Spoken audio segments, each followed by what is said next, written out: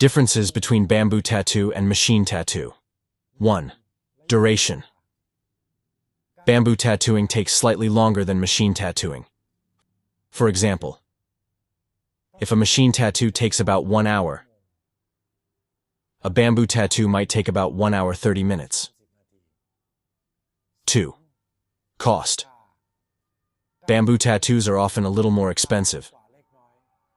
For example, if a machine tattoo costs around 8,000 baht, a bamboo tattoo might cost about 9,500 baht. 3. Healing time. Bamboo tattoos heal slightly faster because the process causes less skin damage. 4. Pain level. Based on personal experience, most clients have told me that bamboo tattoos are less painful than machine tattoos.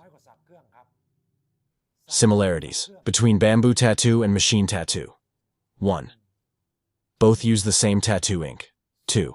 The tattoo designs remain permanent in both methods. 3. The aftercare process is the same for both types of tattoos.